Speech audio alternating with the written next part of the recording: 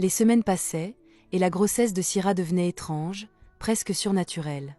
Les villageois murmuraient partout, terrifiés et fascinés. « Qui a pu faire ça ?»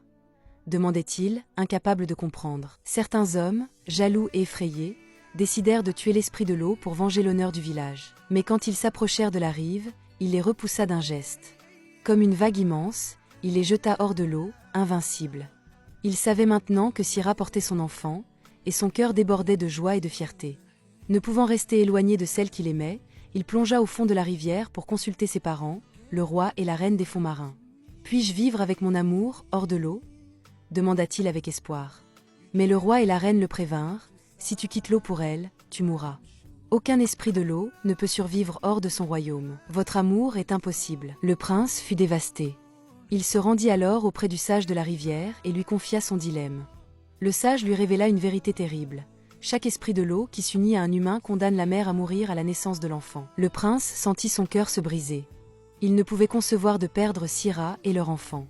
Alors le sage lui remit une seule solution, une perle magique. Si tu la donnes à la mère, elle deviendra l'une des nôtres et survivra. Sans perdre un instant, le prince remonta à la surface et appela Syrah de toute la puissance de sa voix. Mais la tante et les villageois, effrayés par l'étrange cri, enfermèrent Syrah dans une case pour l'empêcher de rejoindre l'eau.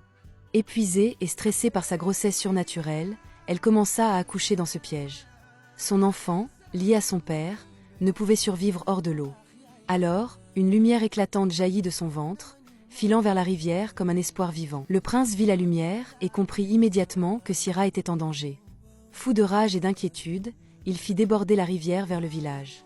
Les eaux détruisirent tout sur leur passage.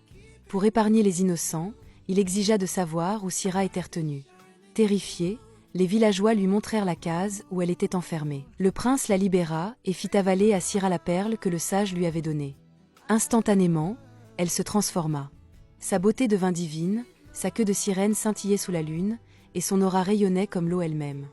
Elle était enfin l'égale de son prince. « Viens vivre avec moi et notre enfant au fond de la rivière », lui dit-il. Syrah sourit et répondit « J'accepte. Mais à une condition, tu pardonnes aux villageois et retires l'eau du village. » Le prince accepta. L'eau se retira, épargnant le village, et Syrah retourna avec lui dans la rivière. Au fond de l'eau, ils vécurent heureux, entourés de leur enfant et de leur royaume aquatique, pour toujours.